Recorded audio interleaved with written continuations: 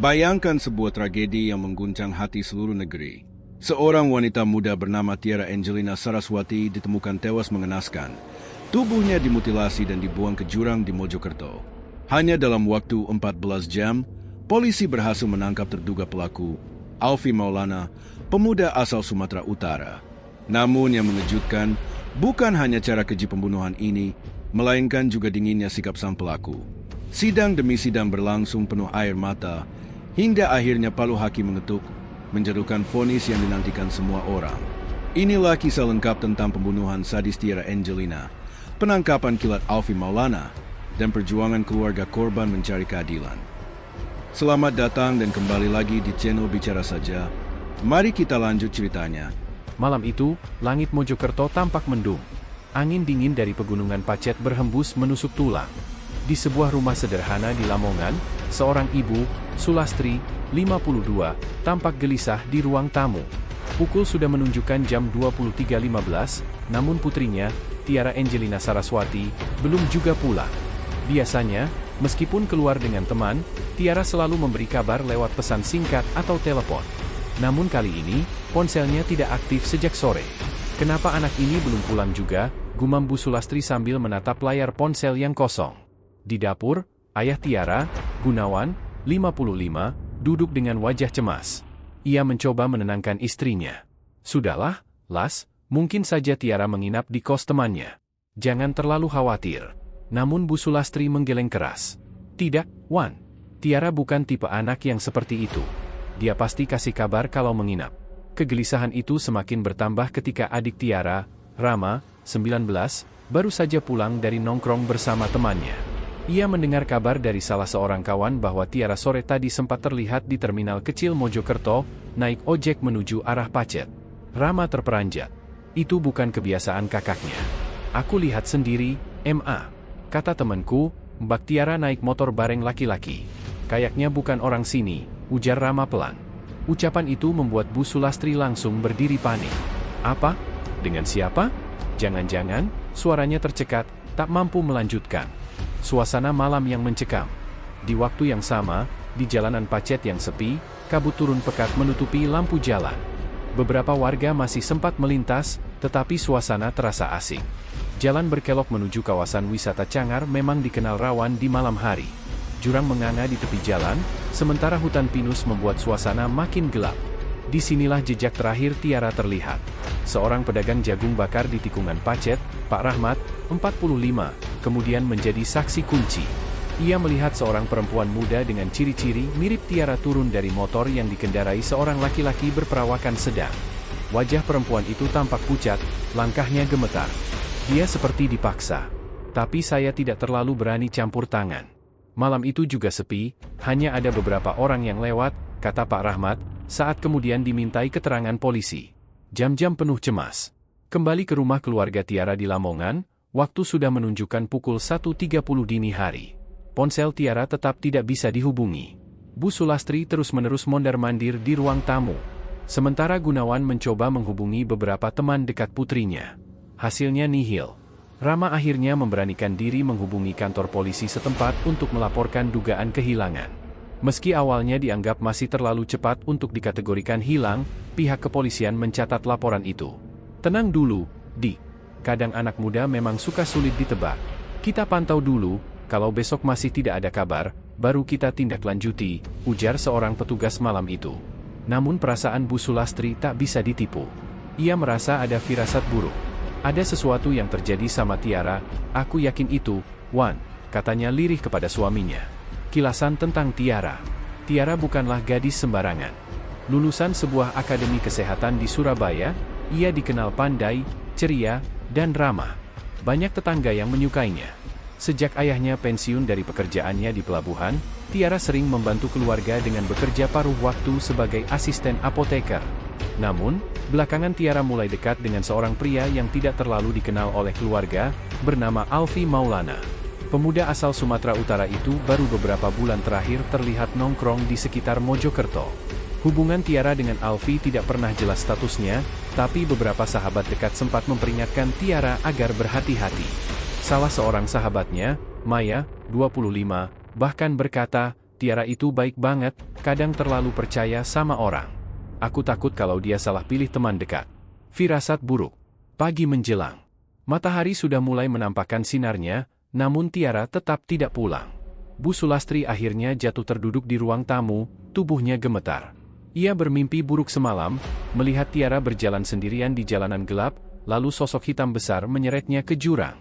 Tangisannya pecah. "Wan, aku takut kehilangan anak kita."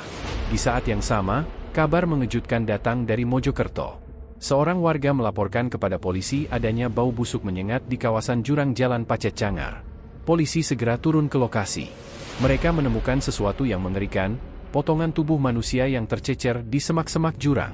Kabar itu cepat menyebar. Rama yang saat itu sedang mencari informasi di Mojokerto menerima pesan dari temannya, ada potongan tubuh perempuan ditemukan di Pacet. "Mirip sama kakakmu." Rama langsung lemas. Ia tak berani mengabarkan pada ibunya. Namun berita itu akhirnya sampai juga ke telinga keluarga. Suasana rumah pun berubah menjadi jerit tangis. Bayangan gelap di balik hilangnya Tiara.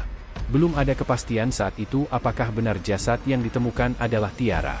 Namun firasat keluarga seolah menguatkan. "Aku sudah bilang, Wan. Sesuatu terjadi sama anak kita," isak Bu Sulastri sambil memeluk baju Tiara yang masih tergantung di kamar. Gunawan terdiam. Ia menatap foto putrinya yang tersenyum ceria di ruang tamu, foto saat wisuda beberapa tahun lalu. Tak pernah ia bayangkan senyum itu akan hilang selamanya. Malam yang gelisah berubah menjadi pagi yang penuh duka. Kabar penemuan jasad perempuan di jurang Pacet menjadi awal dari terkuaknya kasus yang akan mengguncang Jawa Timur, bahkan seluruh Indonesia. Tiara Angelina Saraswati, gadis ceria asal Lamongan, kini tinggal nama. Namun bagaimana bisa ia berakhir di jurang dengan kondisi tubuh yang sudah tidak utuh? Pertanyaan itu menggantung, sementara polisi mulai menyusun potongan demi potongan puzzle mengerikan yang akan menyeret satu nama, Alfi Maulana. Kabut tebal menggantung di kawasan pegunungan Pacet Cangar, Mojokerto, pagi itu. Suara aliran sungai kecil terdengar samar dari kejauhan, bercampur dengan kicau burung yang sesekali memecah sunyi.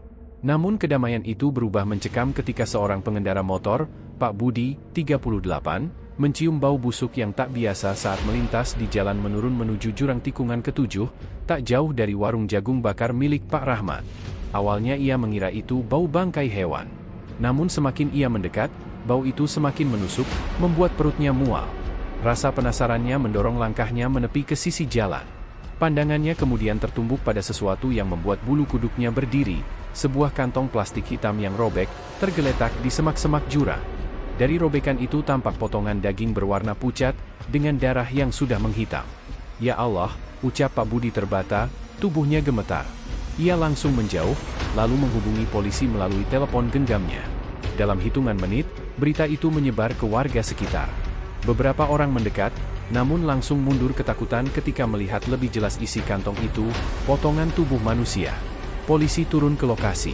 Tak lama, tim Polsek Pacet bersama Polres Mojokerto tiba di lokasi. Jalan Raya Pacet Cangar yang biasanya ramai dengan wisatawan kini dipenuhi polisi, garis kuning, dan suara kamera wartawan. Bau menyengat membuat banyak orang menutup hidung dengan masker atau kain seadanya.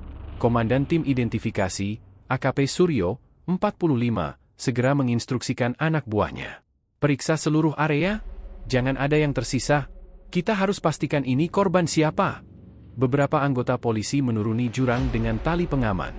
Dari bawah, mereka menemukan lebih banyak potongan tubuh yang tercecer, potongan kaki, lengan, dan bagian tubuh lainnya. Semua dimasukkan ke dalam kantong jenazah. Pemandangan itu begitu mengerikan hingga membuat salah seorang petugas muda muntah di pinggir jalan. "Ini kerjaan gila, manusia macam apa yang tega memotong tubuh seperti ini?" gumam seorang anggota polisi dengan wajah pucat. Warga terpukul. Berita penemuan jasad perempuan di jurang Pacet menyebar cepat ke seluruh Mojokerto, bahkan hingga Lamongan. Warga berbondong-bondong mendekat, namun dicegah oleh polisi. Pak Rahmat, pedagang jagung yang semalam sempat melihat seorang perempuan turun dari motor, ikut diperiksa. Ia memberanikan diri menceritakan apa yang ia lihat. "Saya lihat perempuan itu malam-malam, Pak. Jalannya goyah, seperti ketakutan. Ada laki-laki yang membawanya. Wajahnya tidak jelas karena gelap, tapi perasaanku buruk. Ternyata benar, suaranya tercekat, matanya berkaca-kaca." Di rumah keluarga Tiara di Lamongan, kabar itu datang bak petir di siang bolong. "Rama, Adik Tiara, yang sedang mencari informasi di Mojokerto, mendapat telepon dari temannya yang bekerja di rumah sakit. "Ram, dengar-dengar mayat perempuan yang ditemukan di Pacet, cirinya mirip kakakmu." Rama langsung jatuh terduduk di trotoar, tubuhnya lemas. Ia menutup wajah dengan kedua tangannya, tak tahu harus bagaimana memberi kabar pada orang tuanya. Keluarga diambang kepastian. Sementara itu di Lamongan, Bu Sulastri tak henti-hentinya menatap pintu rumah, berharap Tiara pulang. Namun yang datang justru kabar duka. 2 polisi datang ke rumah mereka membawa kabar temuan jasad di Mojokerto. "Mohon ibu dan bapak bersiap. Kami perlu konfirmasi identitas korban. Kemungkinan besar, ini putri Anda," ucap salah seorang polisi dengan suara hati-hati. Tangis pun pecah. Bu Sulastri meraung histeris, jatuh pingsan di pelukan suaminya, Gunawan. Sang ayah hanya bisa menatap kosong, seakan seluruh dunianya runtuh dalam sekejap. Di kamar mayat, di Rumah Sakit Bayangkara, Surabaya, potongan tubuh yang ditemukan dikumpulkan. Tim forensik bekerja sepanjang hari untuk mengidentifikasi korban. Bau formalin bercampur dengan aroma kematian memenuhi ruang itu. Rama akhirnya datang bersama ayahnya untuk memberi konfirmasi. Saat dibawa masuk melihat ciri-ciri korban, Rama tak sanggup menahan tangis. "Itu kakakku, Pak, itu Mbak Tiara," suaranya pecah. Gunawan, dengan suara parau, mengangguk. "Ya, itu anak saya." Identitas korban akhirnya dipastikan. Tiara Angelina Saraswati, 25 tahun, asal Lamongan. Geger di Mojokerto. Kabar identifikasi korban membuat publik gempar.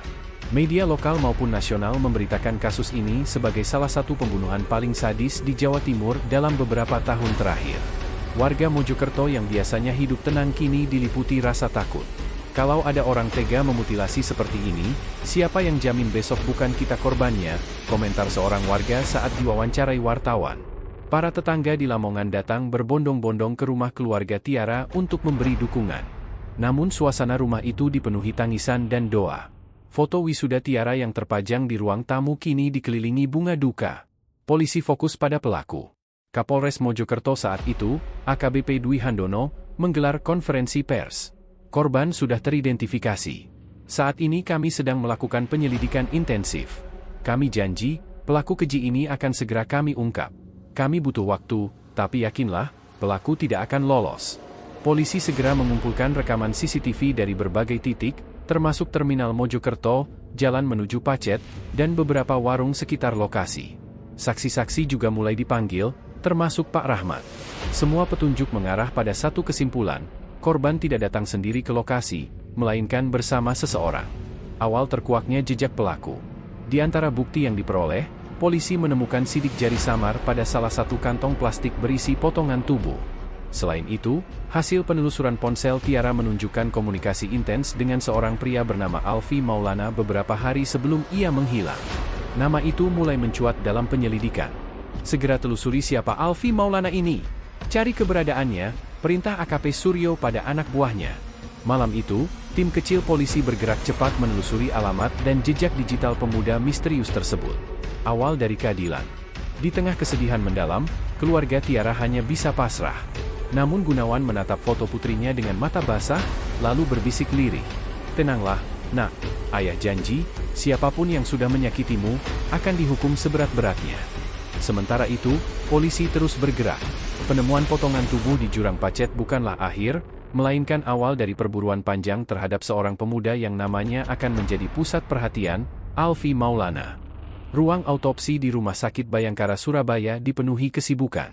Bau formalin bercampur dengan aroma logam dari alat-alat bedah. Para dokter forensik bekerja dengan teliti, menyusun potongan demi potongan tubuh yang ditemukan di jurang Pacet Cangar. Sementara itu, di balik pintu kaca, keluarga korban menunggu dengan hati berdebar. Gunawan duduk dengan wajah kusut, kepalanya tertunduk.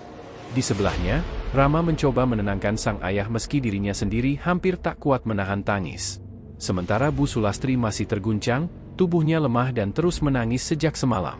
"Ya Allah, jangan biarkan ini benar-benar anakku," isaknya lirih, meski di dalam hati ia tahu kebenarannya tak bisa ditolak.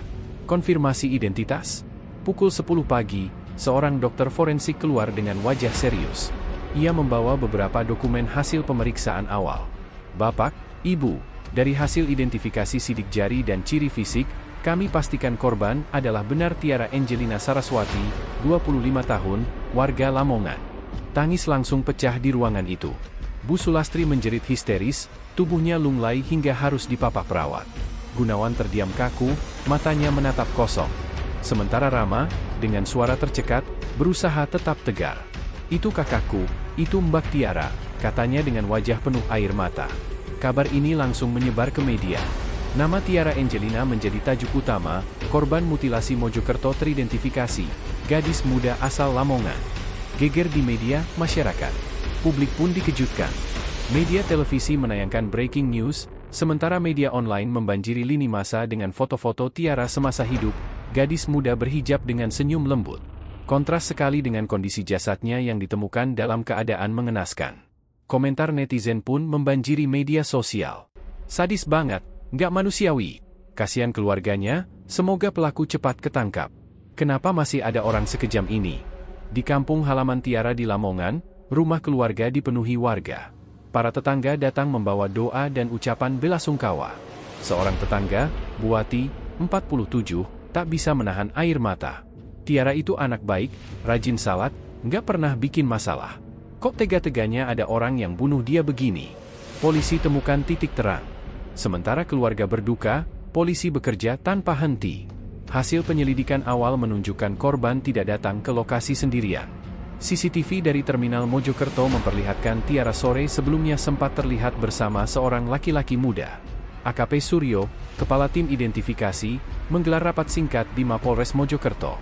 "Kita sudah punya rekaman CCTV, ada saksi yang lihat korban terakhir bersama seorang pria. Sekarang tugas kita, siapa pria itu?" Tak butuh waktu lama, polisi menemukan nama dari jejak komunikasi di ponsel Tiara. Meski ponselnya hilang, data dari operator seluler berhasil dilacak. Ternyata, beberapa hari sebelum menghilang, Tiara intens berkomunikasi dengan seseorang bernama Alfi Maulana. Nama ini muncul berkali-kali. "Ada apa hubungan mereka?" tanya salah seorang penyidik. "Siapa Alfi Maulana?" Alfi Maulana, pemuda 24 tahun asal Dusun Aik Paing, Kecamatan Rantu Utara, Labuhan Batu, Sumatera Utara, ternyata sudah beberapa bulan berada di Jawa Timur. Dari catatan kependudukan, ia tidak memiliki pekerjaan tetap. Jejak keberadaannya juga samar, berpindah-pindah tempat kos di sekitar Mojokerto. Tetangga tempat kosnya di Mojokerto, Pak Herman, 50, sempat ditanya polisi. Orangnya pendiam, tapi tatapannya dingin. "Saya nggak pernah lihat dia dekat sama warga. Kadang pulang malam, bawa motor, kadang juga jalan kaki. Tidak banyak bicara, tapi kesannya misterius." Polisi semakin yakin bahwa Alfi punya keterkaitan erat dengan kasus ini. Namun mereka masih butuh bukti lebih kuat untuk menangkapnya. Keluarga mulai mendengar nama pelaku. Di tengah duka, keluarga Tiara mulai mendengar kabar tentang nama Alfi Maulana.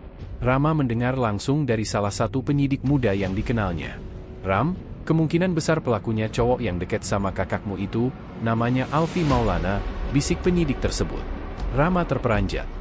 Ia pernah sekali melihat Tiara bersama seorang pria tak dikenal, tetapi tak pernah tahu namanya. "Jadi orang itu yang bawa mbakku," suaranya bergetar penuh amarah. Duka menjadi amarah. Keluarga besar Tiara kini bukan hanya diliputi kesedihan, tetapi juga kemarahan. Gunawan, sang ayah, menggenggam foto putrinya erat-erat sambil berkata dengan suara parau, "Siapapun dia, Alfi atau siapapun, dia harus bertanggung jawab. Saya tidak akan tenang sebelum pelaku dihukum." Bu Sulastri, meski masih lemah, juga ikut bersuara. "Anak saya orang baik, tidak pantas diperlakukan begitu. Allah, beri keadilan untuk Tiara." Polisi bergerak cepat. Polisi akhirnya mengumumkan kepada publik bahwa mereka sudah mengantongi identitas terduga pelaku. Dalam konferensi pers singkat, Kapolres Mojokerto, AKBP Dwi Handono, menyatakan, "Kami sudah mengidentifikasi seorang pria bernama Alfi Maulana, 24 tahun, asal Sumatera Utara. Ia diduga kuat sebagai orang terakhir yang bersama korban. Kami akan segera melakukan penangkapan." Kabar ini membuat publik heboh. Nama Alfi Maulana langsung menjadi buah bibir. Banyak yang bertanya-tanya, siapa dia sebenarnya? Apa hubungannya dengan Tiara? Dan yang paling penting, apa motifnya melakukan mutilasi keji itu? Awal perburuan. Malam itu, tim khusus polisi diturunkan untuk melacak keberadaan Alfi. Mereka menyisir rumah kos, terminal, hingga beberapa lokasi yang pernah ia datangi. jejak digital ponselnya di-tracking. Sementara itu, media terus menyorot perkembangan kasus, menambah tekanan pada polisi untuk bergerak lebih cepat. Rama, yang tak sabar, bahkan sempat berkata kepada polisi, "Kalau kalian nggak bisa cepat, biar aku yang cari orang itu. Aku nggak akan biarin dia bebas." Polisi menenangkan Rama, memastikan bahwa pelaku tidak akan bisa lari jauh. Akhir dari kepastian. Hari itu, identitas Tiara resmi diumumkan. Foto dirinya dipasang di media, dipenuhi doa dan ucapan belasungkawa dari kerabat dan orang asing yang turut berduka. Namun di balik semua itu, bayangan wajah seorang pria bernama Alfie Maulana mulai menghantui publik. Bagi keluarga, luka kehilangan Tiara tak akan pernah sembuh. Namun mereka tahu, ini baru awal dari perjalanan panjang menuju keadilan.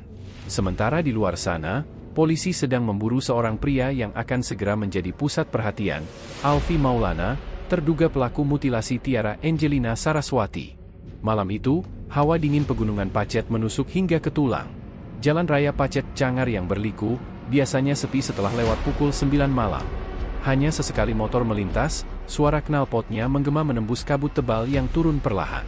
Tidak ada yang menyangka bahwa di balik sunyi dan gelapnya jurang di sisi jalan itu, tersimpan rahasia kelam, potongan tubuh manusia, tercecer seakan dilempar tanpa belas kasihan. Sukarman, seorang warga yang kesehariannya berjualan jagung bakar di sekitar tikungan tajam, masih teringat jelas kejadian malam itu. Lampu sorot truk kecil yang melintas tiba-tiba berhenti mendadak, disertai klakson panjang.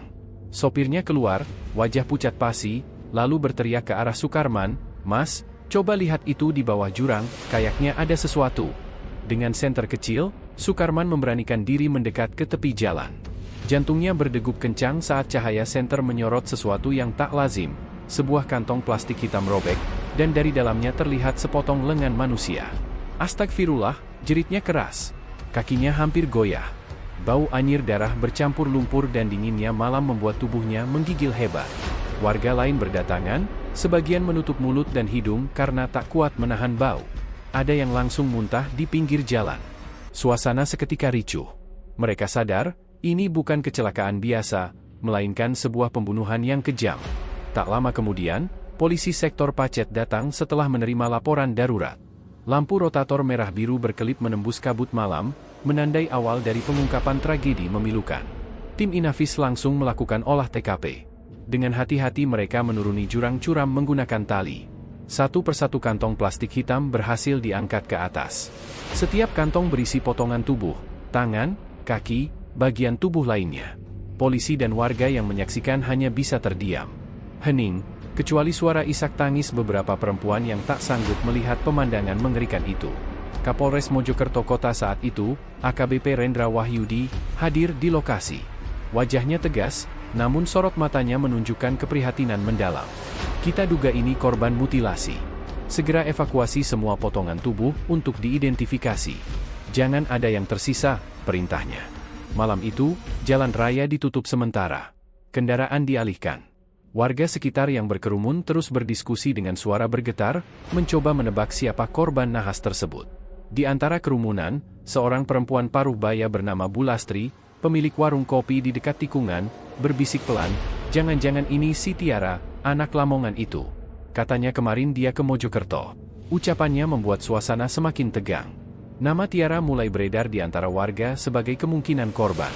Kabar penemuan potongan tubuh itu cepat menyebar lewat media sosial. Foto-foto gelap dengan bayangan kantong plastik dan garis polisi beredar, membuat warganet heboh. Komentar demi komentar muncul, penuh rasa takut sekaligus amarah. "Sadis banget," tulis salah seorang netizen. "Pelakunya harus dihukum seberat-beratnya," seru yang lain. Sementara itu, di Rumah Sakit Bayangkara, Surabaya, tim forensik mulai bekerja keras merangkai potongan tubuh yang ditemukan. Setiap bagian dibersihkan, diukur, lalu dicocokkan dengan catatan medis. Identifikasi awal menunjukkan bahwa korban adalah seorang perempuan muda. Tubuhnya menunjukkan tanda-tanda kekerasan sebelum dimutilasi. Polisi semakin yakin, ini bukan sekadar pembunuhan, tapi sebuah tindakan yang direncanakan dengan dingin. Keesokan harinya, keluarga Tiara dipanggil untuk melakukan identifikasi. Tangis pecah ketika ibunda Tiara, Bu Sri Wahyuni, melihat perhiasan kecil yang ditemukan bersama potongan tubuh, sebuah cincin sederhana yang selalu dipakai Tiara. "Itu milik anak saya, itu Tiara," katanya lirih, sebelum tubuhnya limbung dan harus dipapah keluarga. Suasana semakin pilu. Mojokerto seakan berduka. Warga setempat memasang lilin di tepi jalan, tepat di atas jurang tempat potongan tubuh Tiara ditemukan. Mereka mendoakan arwahnya dengan hening, sementara polisi bersumpah akan segera menangkap pelaku. Namun, yang membuat kasus ini semakin misterius adalah jejak pelaku. Tidak ada saksi yang melihat langsung siapa yang membuang potongan tubuh di jurang itu. Kamera CCTV di Jalan Raya Pacet terbatas, hanya merekam samar-samar sebuah motor bebek yang melintas malam sebelumnya. Polisi harus bekerja cepat, karena publik sudah menuntut jawaban. Di balik itu semua, Alfi Maulana, pemuda 24 tahun asal Labuhan Batu, sedang dalam pelarian. Ia seolah tahu bahwa polisi akan segera memburunya. Namun, langkahnya ternyata tak sejauh yang ia kira. Gerak-geriknya mulai terpantau, berkat koordinasi cepat antara jajaran kepolisian Mojokerto dan tim cyber yang melacak aktivitasnya. Narasi malam mencekam di Pacet Cangar menjadi titik balik. Dari potongan tubuh yang tercecer di jurang, puzzle besar mulai tersusun, siapa pelaku, siapa korban, dan bagaimana kejahatan ini terjadi. Polisi tinggal menunggu waktu untuk mengikat benang merah, sebelum pelaku kabur lebih jauh. Dan benar, kurang dari 14 jam setelah penemuan mengerikan itu, polisi berhasil menangkap Alfi Maulana. Tapi pada malam pertama, yang tersisa hanyalah trauma warga, tangisan keluarga, dan misteri besar tentang motif di balik mutilasi sadis yang merenggut nyawa Tiara Angelina. Hanya butuh waktu kurang dari 14 jam setelah potongan tubuh Tiara Angelina ditemukan di jurang Pacet Cangar, polisi berhasil meringkus sosok yang dianggap paling bertanggung jawab, Alfi Maulana, pemuda 24 tahun asal Labuhan Batu, Sumatera Utara. Namun penangkapan ini bukan perkara mudah. Malam penuh ketegangan, perburuan lintas wilayah, hingga strategi intelijen menjadi kunci keberhasilan tim kepolisian. Jejak digital yang mengkhianati. Setelah evakuasi potongan tubuh selesai, tim penyidik segera bergerak. Unit Reskrim Polres Mojokerto bekerja sama dengan Subdit Jatanras Polda Jatim mengumpulkan semua data. Dari ponsel Tiara yang berhasil ditemukan dalam kondisi rusak, tim IT Forensik memulihkan sebagian data, ada rekaman percakapan terakhir dengan seseorang bernama Alfi. Percakapan itu singkat, namun cukup mengarahkan kecurigaan. Jangan lupa bawa uangnya, ya.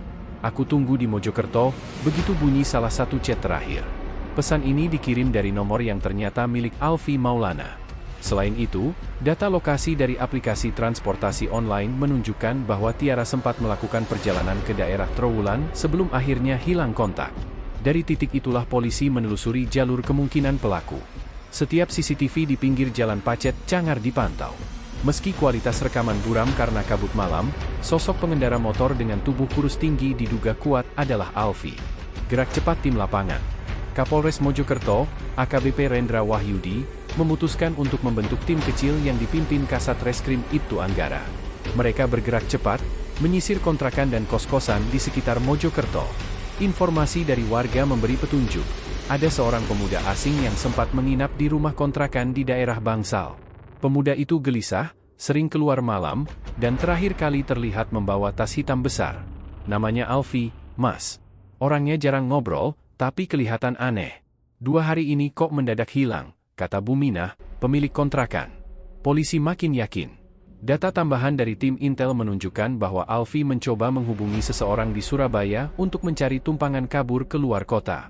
Gerakannya terpantau, hingga akhirnya polisi mengetahui ia berada di sebuah rumah kos sempit di kawasan Wiyung, Surabaya. Malam penangkapan. Pukul 2 dini hari, tim gabungan berjumlah 12 orang mengepung rumah kos tersebut. Suasana mencekam. Jalan kecil yang hanya muat satu mobil patroli itu gelap gulita, hanya lampu temaram warung kopi di ujung gang yang menyala. Polisi bergerak senyap, senjata laras panjang disiapkan. Target ada di dalam, lantai 2, kamar nomor 7, bisik salah satu anggota Intel. Dengan isyarat tangan, Ibtu Anggara memberi aba-aba. 2 anggota naik perlahan ke lantai 2, sementara yang lain menutup akses keluar. Pintu kamar diketuk keras. Alfi Maulana, kami dari kepolisian, buka pintu. Tidak ada jawaban. Hanya terdengar suara langkah tergesa di dalam kamar. Polisi langsung mendobrak pintu dengan sekali hentakan. Brak, pintu terbuka, dan terlihat Alfi yang pucat, matanya merah, tangannya bergetar sambil memegang sesuatu. Jangan bergerak, teriak polisi. Alfi sempat mencoba melompat ke jendela, namun 2 anggota segera meringkusnya. Ia ditendang ke lantai, tangannya diborgol cepat. Barang yang ia pegang ternyata hanya sebilah pisau dapur kecil. Polisi menduga ia berniat melawan atau bahkan melukai dirinya sendiri. Di lantai kamar, polisi menemukan barang bukti, pakaian berlumuran darah yang belum sempat ia singkirkan, serta dompet milik Tiara. Temuan itu semakin menguatkan dugaan keterlibatannya. Wajah tanpa penyesalan. Saat digiring ke mobil patroli, wajah Alfi datar. Tidak ada tangisan, tidak ada permohonan maaf. Warga sekitar yang terbangun karena keributan langsung berkerumun, meneriaki pelaku. Sadis, gak punya hati, biar dihukum mati aja. Polisi harus cepat mengevakuasi Alfi agar tidak terjadi amukan massa. Dalam perjalanan ke Mapolres Mojokerto, Alfi hanya terdiam. Sesekali ia tersenyum kecil, senyum yang membuat bulu kuduk siapapun merinding. Seolah ia tidak menyesali perbuatannya, seolah nyawa manusia tak berarti apa-apa baginya. Reaksi keluarga dan publik. Kabar penangkapan ini cepat menyebar. Keluarga Tiara yang masih berkabung di Lamongan menangis haru. Alhamdulillah, pelakunya sudah ditangkap. Kami hanya ingin keadilan untuk anak kami, ucap Bu Sri Wahyuni, ibunda Tiara, dengan suara parau. Di media sosial, tagar keadilan untuk Tiara menjadi trending. Ribuan komentar netizen memenuhi lini massa, sebagian besar menuntut hukuman berat bagi Alfi. Banyak pula yang mengaku takut keluar malam setelah kasus mutilasi ini terungkap. Namun, satu pertanyaan besar masih menggantung. Apa motif Alfi? Mengapa ia tega menghabisi Tiara dengan cara keji, memutilasi tubuhnya, lalu membuangnya ke jurang? Polisi belum mau berspekulasi. Kita tunggu hasil pemeriksaan intensif. Yang jelas, pelaku sudah kita amankan, kata Kapolres Rendra dalam konferensi pers singkat. Malam panjang di ruang interogasi. Setibanya di Mapolres Mojokerto, Alfi langsung diperiksa. Ruang interogasi penuh tekanan. Lampu terang diarahkan tepat ke wajahnya. Penyidik mencoba memancing dengan berbagai pertanyaan, hubungan dengan Tiara, alasan membunuh, hingga bagaimana ia memutilasi korban. Namun Alfi masih bungkam.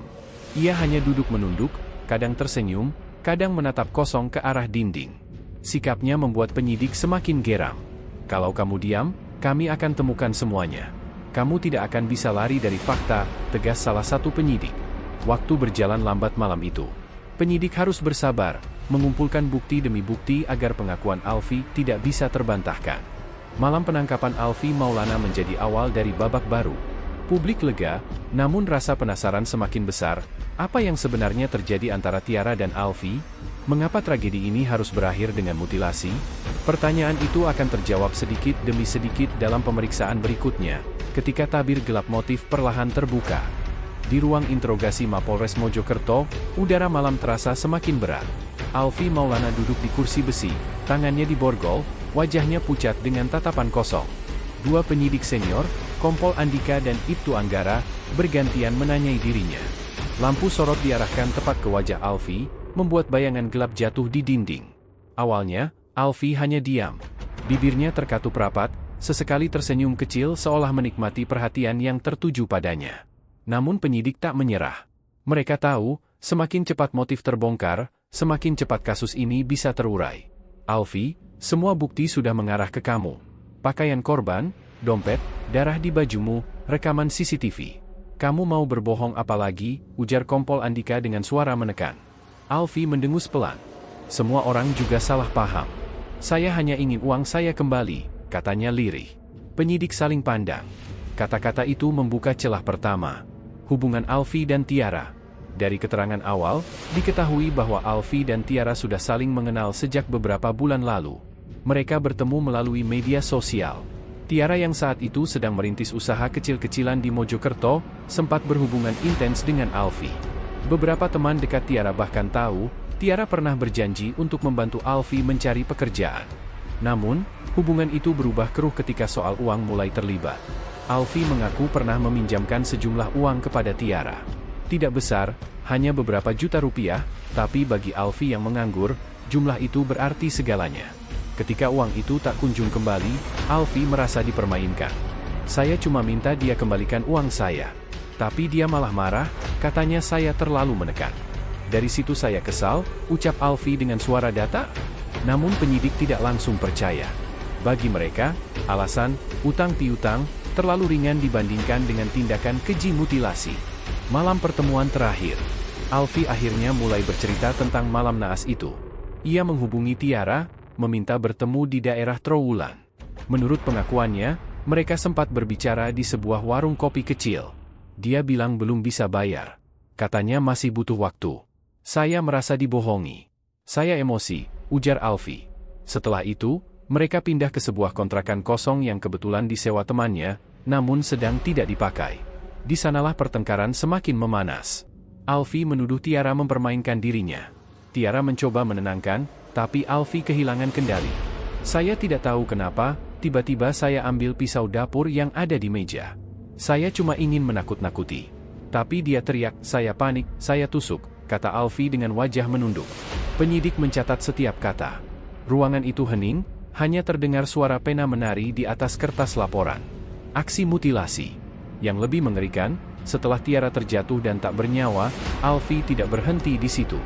Dengan pikiran kalut, ia mencoba menghilangkan jejak. Saya bingung, takut ketahuan. Jadi, saya potong tubuhnya. Saya masukkan ke kantong plastik, ucap Alfie tanpa ekspresi, seolah ia sedang menceritakan hal biasa. Penyidik yang mendengar pengakuan itu merasakan bulu kuduknya meremang. Bagaimana mungkin seorang pemuda 24 tahun bisa menceritakan aksi mutilasi tanpa sedikit pun rasa penyesalan? Lalu kenapa kamu buang di jurang pacet? Tanya Ibtu Anggara. Alfie mengangkat bahu. Biar cepat hilang. Saya kira tidak akan ada yang menemukan. Keterangan ini menguatkan rekonstruksi kejadian. Alfie menghabisi Tiara di kontrakan, memutilasi tubuhnya, lalu membawanya dengan motor ke arah pacet. Di tengah gelap dan dingin, ia membuang kantong plastik berisi potongan tubuh ke jurang. Reaksi penyidik. Interogasi itu berlangsung berjam-jam. Setiap detail dicocokkan dengan barang bukti. Bercak darah di kontrakan, pakaian korban, hingga sidik jari pada kantong plastik, semua sesuai dengan pengakuan Alfie. Namun, masih ada yang janggal, benarkah motifnya hanya soal uang? Atau ada sesuatu yang lebih gelap? Penyidik menduga ada unsur dendam pribadi, mungkin juga faktor psikologis. Alfie, kamu sadar nggak? Apa yang kamu lakukan itu bukan hanya salah, tapi juga sadis. Kenapa harus dipotong-potong? Desak Kompol Andika. Untuk pertama kalinya, Alfie menunjukkan ekspresi lain. Ia tersenyum miring, lalu berkata lirih, kalau utang saya tidak dibayar, apa salahnya dia hilang sekalian? Lagi pula, potong-potong itu lebih mudah dibuang. Kalimat itu membuat penyidik terdiam. Dinginnya logika Alfie menunjukkan bahwa ia tidak hanya emosi sesaat, melainkan memiliki sisi gelap yang jauh lebih dalam. Keluarga Tiara dihadapkan pada fakta. Keesokan paginya, polisi menghubungi keluarga Tiara untuk menyampaikan hasil interogasi awal. Bu Sri Wahyuni, ibu Tiara, hampir pingsan mendengar pengakuan Alfie. Ya Allah, anakku diperlakukan seperti itu hanya karena uang? Uang bisa dicari, tapi nyawa tidak bisa kembali, tangisnya pecah. Ayah Tiara, Pak Suyatno, mengepalkan tangan penuh amarah. Saya serahkan pada polisi. Tapi saya ingin pelaku dihukum seberat-beratnya. Jangan ada belas kasihan. Kata-kata itu menggambarkan perasaan publik. Banyak warga Mojokerto dan Lamongan yang merasa marah sekaligus ngeri. Bagaimana bisa seorang pemuda biasa, tanpa catatan kriminal sebelumnya, melakukan perbuatan sekejam itu? Publik terbelah. Setelah pengakuan Alfie dipublikasikan lewat konferensi pers, media massa nasional segera menyorot kasus ini. Tayangan televisi memperlihatkan wajah Alfie yang ditutupi masker, digiring polisi dengan tangan terborgol. Judul-judul berita memuat kata-kata, sadis, mutilasi, dan tragis. Di media sosial, netizen membanjiri dengan komentar. Sebagian besar menuntut hukuman mati. Namun ada pula yang mulai mempertanyakan kondisi mental Alfie. Apa dia sakit jiwa? Kalau normal, nggak mungkin setegak itu, tulis seorang warganet. Diskusi pun berkembang, dari sekadar kasus kriminal menjadi isu sosial yang lebih luas, tekanan ekonomi, pergaulan media sosial, hingga kesehatan mental generasi muda. Tabir gelap belum terbuka sepenuhnya. Meski pengakuan Alfie cukup jelas, penyidik belum puas. Mereka masih mendalami apakah benar motif utama hanya soal utang. Ada dugaan lain, kemungkinan Alfie merasa ditolak secara pribadi oleh Tiara, atau bahkan cemburu karena hubungan Tiara dengan orang lain. Pemeriksaan masih berjalan. Kita juga akan libatkan psikolog forensik untuk menggali lebih dalam kondisi kejiwaan pelaku, kata Kapolres Rendra kepada awak media. Bagi keluarga korban, setiap hari terasa panjang. Mereka harus menunggu sidang, menunggu kebenaran penuh terungkap. Sementara itu, jasad Tiara dimakamkan dengan isak tangis ratusan pelayat di Lamongan. Bunga putih menutupi pusaranya, namun luka di hati keluarganya jelas tak akan pernah sembuh. Malam panjang di ruang interogasi menyingkap sebagian misteri. Alfi Maulana mengaku, namun jawabannya justru menimbulkan lebih banyak pertanyaan. Benarkah hanya soal uang? Atau ada dendam yang jauh lebih dalam? Tabir gelap itu baru mulai tersibak, dan publik masih menunggu jawaban lengkap. Pagi itu, halaman kontrakan kosong di daerah Bangsal, Mojokerto, dipenuhi aparat kepolisian. Garis kuning terbentang, menutup akses bagi warga yang penasaran. Puluhan jurnalis berdiri dengan kamera siap mengabadikan setiap momen. Rekonstruksi kasus pembunuhan dan mutilasi Tiara Angelina Saraswati resmi digelar. Alfi Maulana, dengan baju tahanan oranye dan tangan terborgol, digiring keluar dari mobil tahanan. Wajahnya pucat, matanya sayu, namun ekspresi datarnya tetap membuat banyak orang merinding.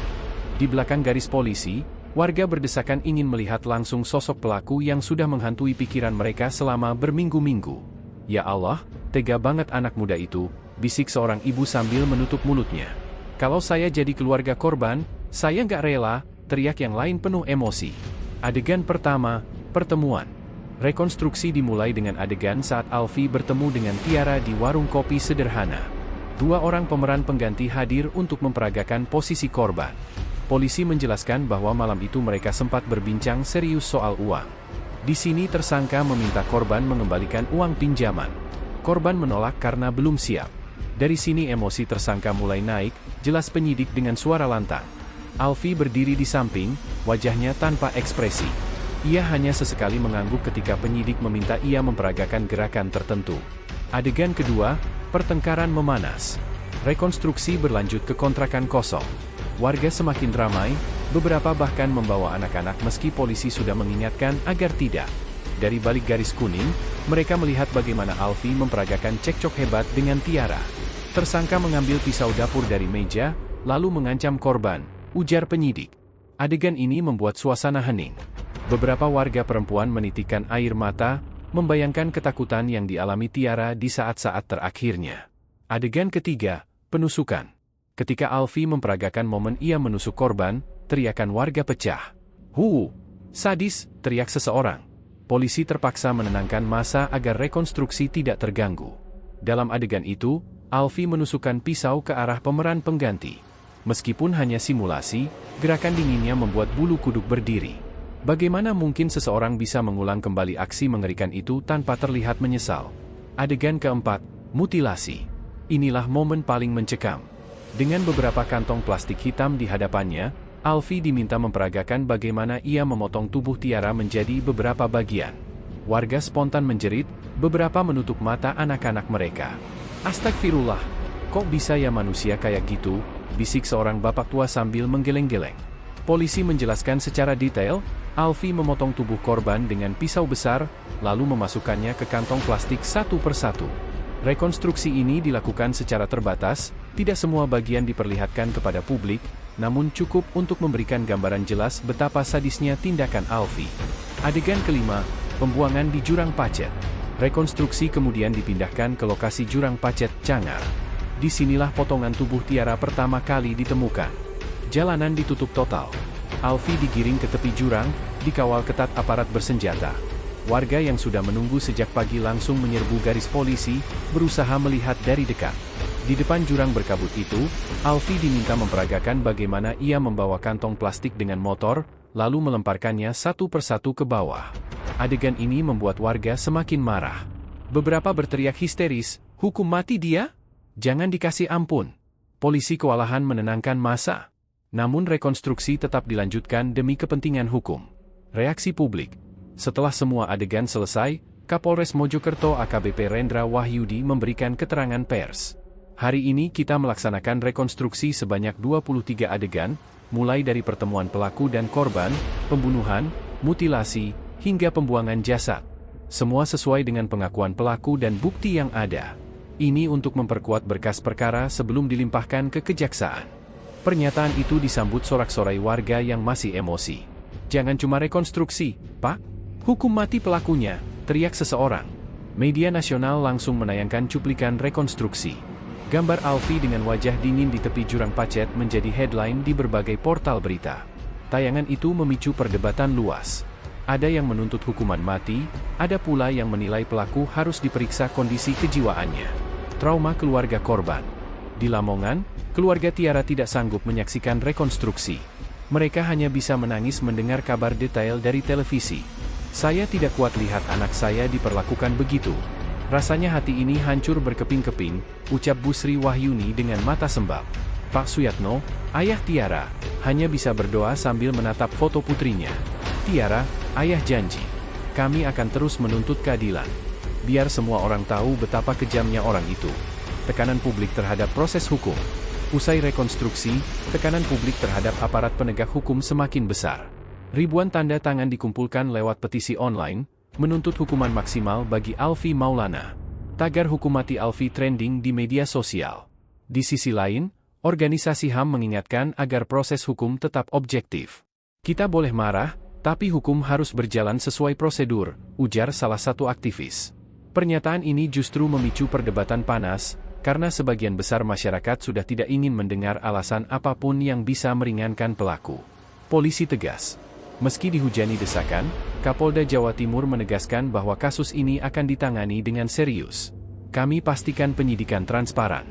Semua bukti sudah kuat, berkas segera dilimpahkan ke kejaksaan. Publik berhak tahu, tapi biarkan hukum yang berbicara. Bagi banyak orang, rekonstruksi ini adalah puncak kengerian. Semua detail yang sebelumnya hanya kabar burung, kini tergambar jelas di depan mata. Tiara bukan hanya nama korban, tapi simbol betapa kejamnya manusia bisa berubah ketika dikuasai dendam dan emosi. Hari itu, Mojokerto kembali heboh. Rekonstruksi yang memperlihatkan adegan demi adegan membuat luka lama keluarga korban semakin dalam, sekaligus menyalakan api amarah masyarakat. Semua mata kini tertuju pada proses hukum berikutnya, sidang pengadilan Alfie Maulana. Apakah keadilan benar-benar akan ditegakkan? Ataukah masih ada tabir gelap yang belum terbongkar? Hari yang ditunggu-tunggu akhirnya tiba. Sejak pagi, Pengadilan Negeri Mojokerto dipadati warga. Mereka datang bukan hanya untuk mencari tahu, tapi juga untuk memastikan keadilan ditegakkan. Alfie Maulana, pemuda berusia 24 tahun yang dituduh membunuh dan memutilasi Tiara Angelina Saraswati, akhirnya duduk di kursi terdakwa. Suasana tegang terasa sejak sidang dimulai. Barisan polisi berjaga ketat di dalam dan luar ruang sidang. Semua tahu, kasus ini menyedot perhatian publik. Banyak yang takut terjadi kericuhan karena emosi warga masih membara. Kehadiran keluarga korban. Di barisan depan ruang sidang, Pak Suyatno dan Bu Sri Wahyuni, orang tua Tiara, duduk dengan wajah penuh duka. Keduanya tampak lelah, tapi tekad mereka jelas, menyaksikan langsung bagaimana proses hukum berjalan. Foto Tiara yang dibingkai kecil mereka bawa, seolah anaknya ikut hadir menyaksikan sidang itu. Tiara, nak, semoga engkau tenang di sana. Hari ini kami akan perjuangkan keadilanmu, bisik Pak Suyatno lirih, sembari menggenggam erat tangan istrinya. Di belakang mereka, beberapa kerabat ikut hadir, sebagian menangis sejak awal sidang. Pembacaan dakwaan. Jaksa Penuntut Umum, JPU, berdiri. Dengan suara tegas, ia membacakan dakwaan terhadap Alfie Maulana. Terdakwa dengan sengaja dan dengan rencana yang matang telah menghilangkan nyawa orang lain. Perbuatan terdakwa dilakukan dengan cara menusuk korban, lalu memutilasi tubuh korban untuk menghilangkan jejak. Terdakwa dijerat dengan pasal berlapis, di antaranya pasal 340 KUHP tentang pembunuhan berencana, dengan ancaman hukuman mati, seumur hidup, atau penjara paling lama 20 tahun. Suasana ruang sidang hening. Setiap kata yang keluar dari mulut jaksa menusuk hati keluarga korban. Bu Sri tak kuasa menahan air mata ketika mendengar kata, mutilasi. Ekspresi Alfie. Alfie duduk dengan kepala tertunduk. Sesekali ia menatap ke arah pengacaranya, seorang pria parubaya yang ditunjuk negara untuk mendampinginya. Wajah Alfie pucat, namun tak ada tanda-tanda penyesalan. Ekspresi datar itu kembali membuat publik geram. Dasar psikopat, nggak ada penyesalan, bisik warga di belakang ruang sidang. Polisi segera menenangkan agar tidak terjadi kegaduhan. Kesaksian saksi. Beberapa saksi dihadirkan, termasuk pemilik warung kopi tempat Alfie dan Tiara terakhir kali terlihat bersama. Saya dengar mereka bertengkar soal uang. Korban bilang belum bisa bayar, tapi terdakwa marah. Saya tidak menyangka bisa berakhir seperti ini, ucap saksi dengan suara bergetar. Kesaksian lain datang dari penyidik yang menemukan potongan tubuh di jurang pacet. Foto-foto barang bukti ditunjukkan di layar proyektor. Suasana kembali mencekam. Beberapa orang menutup mata, tak sanggup melihat gambar jasad yang mengenaskan. Jeritan keluarga. Ketika giliran keluarga korban memberikan pernyataan, suasana ruang sidang pecah. Bu Sri berdiri sambil terisak.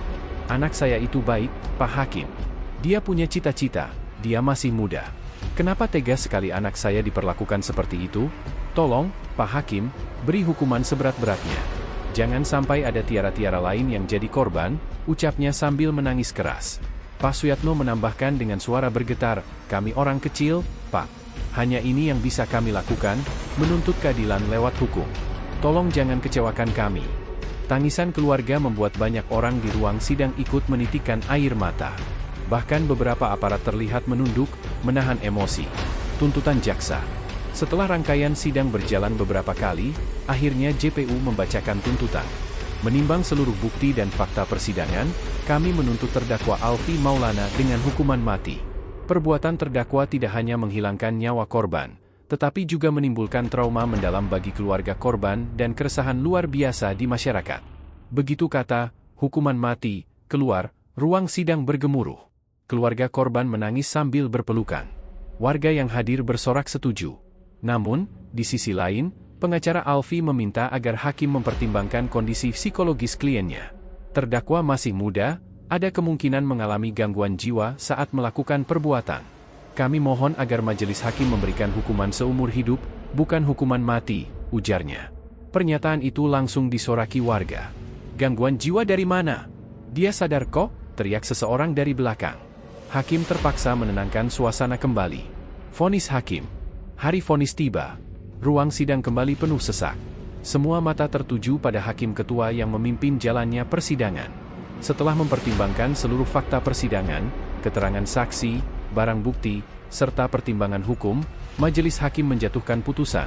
Terdakwa Alfi Maulana dijatuhi hukuman mati. Seketika ruang sidang meledak. Keluarga korban berteriak histeris, menangis sambil sujud syukur. "Alhamdulillah, Tiara, keadilanmu ditegakkan," teriak Bu Sri sambil dipeluk kerabatnya. Sementara itu, Alfi hanya terdiam. Wajahnya kaku, tidak menunjukkan reaksi berarti. Seolah ia sudah pasrah menerima apapun putusan hakim. Reaksi publik. Vonis mati terhadap Alfi langsung menjadi berita utama di berbagai media. Banyak pihak mengapresiasi keputusan hakim, menyebutnya sebagai bukti ketegasan hukum. Namun, organisasi HAM kembali menyoroti vonis tersebut, menilai hukuman mati tidak menyelesaikan masalah. Meski demikian, mayoritas masyarakat mendukung penuh putusan itu. Tagar keadilan untuk Tiara menjadi trending, menggantikan tagar sebelumnya. Meski vonis sudah dijatuhkan, luka keluarga Tiara tidak akan pernah sembuh. Setiap kali melihat foto putri mereka, air mata masih mengalir. Namun setidaknya, mereka merasa lega karena pelaku sudah mendapat ganjaran setimpal. Pak Suyatno menatap foto Tiara yang terpajang di ruang tamu rumahnya di Lamongan. "Tiara, ayah sudah berjuang. Semoga engkau tenang di sisi Allah. Ayah dan ibu akan selalu merindukanmu." Kisah tragis Tiara Angelina Saraswati berakhir di ruang sidang. Tapi bagi banyak orang, kisah ini menjadi pengingat betapa rentannya hidup manusia, dan betapa kejamnya manusia bisa berubah ketika dikuasai emosi dan dendam.